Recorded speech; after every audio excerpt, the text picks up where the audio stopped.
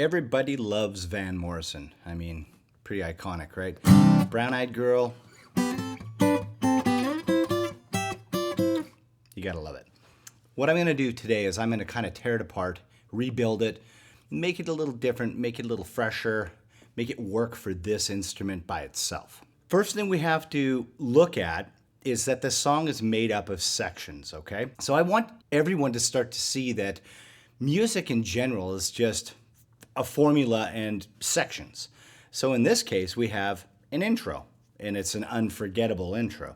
Originally, it's up here. I don't like playing it here. It's great with a band, but when you're by yourself, I'd like a little bit more meat on the bottom end. Works better there. So anyways, we have the intro, we have the verses, which is, hey, do we go? We all know that. Then we have a pre-chorus. We used to sing. So it's fairly short. I don't know. We'll get to that, but it is a pre-chorus. Then we have the chorus. Right? We all know that. Then it repeats. Then we have this sort of funky, cool little bass bridge. Okay, we'll get there as well. So if we think of it, we have an intro, we have verses, we have a pre-chorus, pre-choruses, choruses, and that funky little bass bridge that happens once. And then I like to end the song with the intro, outro again. With that in mind, let's dig into it. Here we go with the intro. I'm gonna play it nice and slow. Okay, next part is.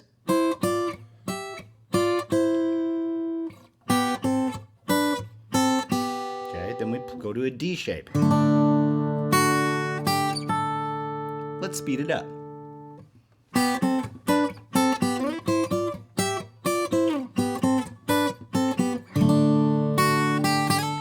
Twice.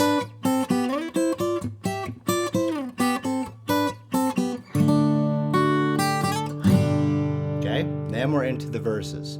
Now it's kind of interesting. Let's talk about the intro a little bit. What makes a memorable sound when it comes to a guitar riff? Well, in my opinion, it's when you're really serving the chord. And if you look at what is happening here, well, look at this. There's a G chord. You're really serving the chord. You're picking apart. There's the third again. Then we go to a C chord. Lo and behold, there's a C there. Repeating the same pattern. So again, it's all about the chord. Kind of interesting. When you start thinking about guitar riffs in regards to I'm playing over a chord, you never ever forget it. And it makes so much sense that you start using those kinds of ideas in your own writing. Let's get right into the verses. Now, I'm doing something with this hand here that is kind of making it sound a little bit more modern. So let's check that out. Okay, I'm kind of getting a little bit percussive, but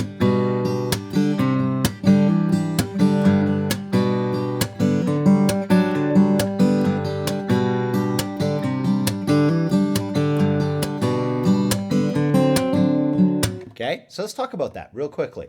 Now, on this hand, on the bottom end, I'm kind of moving a bass line around to give it some movement. So instead of just going,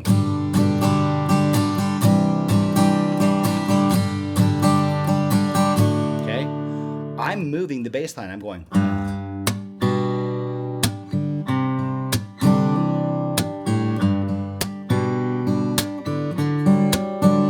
Kind of a neat chord. That's a D major add 4.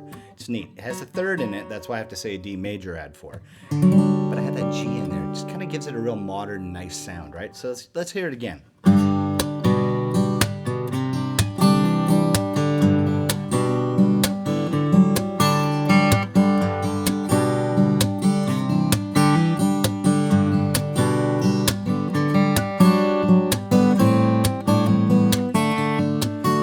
Typically it went to the 4 there in the real recording, but I like the way that A minor 7 sounds. You can use both. Like, if you think about it, they're just a minor third apart. It just changes it a little bit. It kind of puts your own stamp on it. So we got this. I'm kind of mimicking the melody there. Da, da, da, da, da. Again.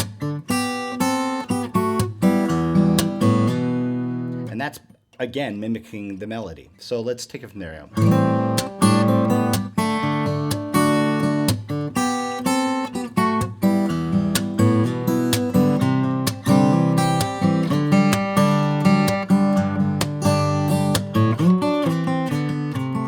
Ooh, what was that? Again, it's all about the chord. I'm just using intervals. So let's look at it a little closer. I'm really just mimicking these chords. That's all I'm doing. But it sounds a little cooler when it's just an interval. So let's start from the intro and the first verse, run it in real time. Here we go. 1, 2, 3.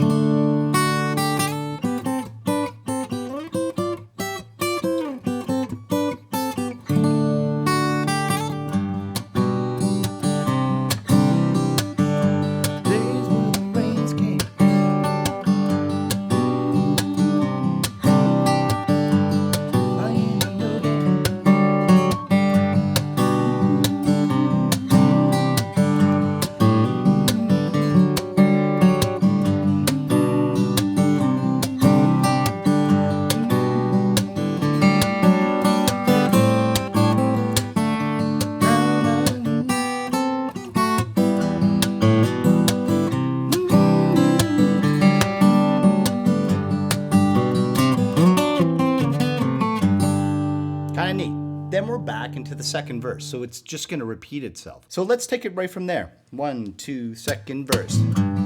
Whatever happened?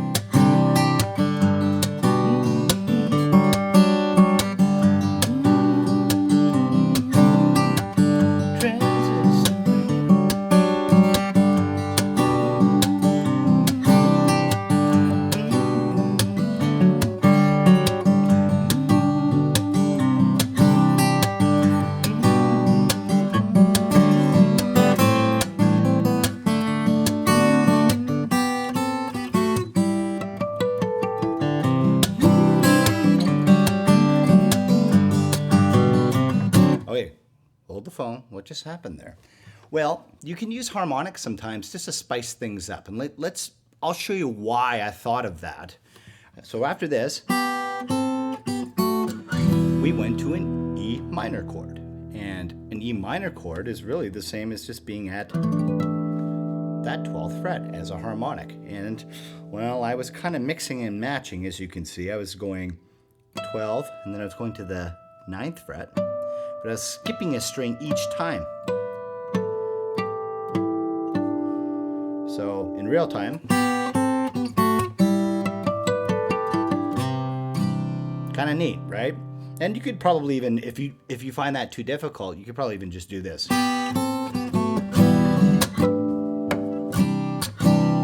So you have some options anyway. So let's just take it from there one more time.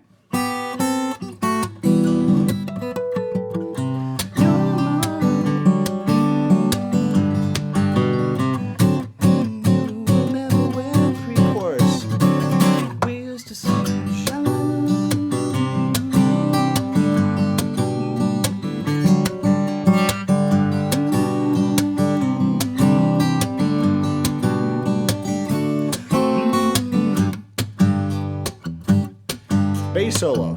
Well, there's no bass player, so what are we going to do? Well, as I was showing you before, I was kind of moving a bass line down here. Now, you need to understand the major scale to really understand this. So let's just look at that really quickly. You can also play it like this. If you want to use the open strings, okay? Now, all I'm doing for the bass solo, it's kind of cool. We know it's boom.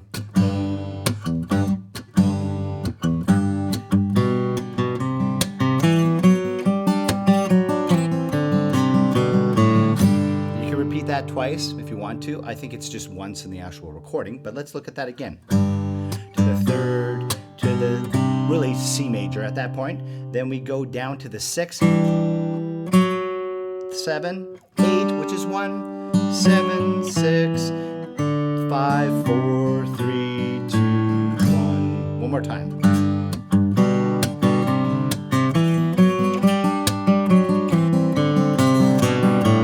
So hard to find my way. Last verse. I'm on my own.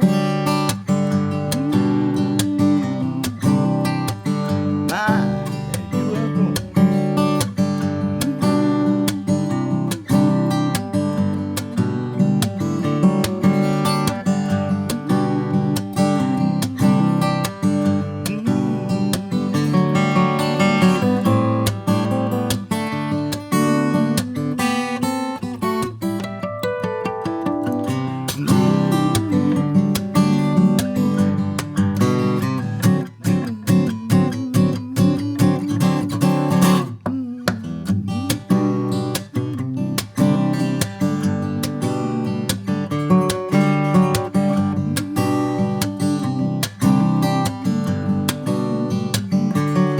Pretty much done the song. You can do the sha-la-la-la till the cows come home, and then I always end it with twice. Okay, do that twice, and then you wrap it up. So I'm going to play the whole song in its entirety now and really try to picture where all the pieces of the form are, right? Because we've got our intro, we have our verses, we have that pre-chorus, we have our choruses, we have that little bridge that shows up after we repeat all that again. And then we're kind of just repeating that chorus out into the final intro. Okay? So from the beginning. 1, 2, 3.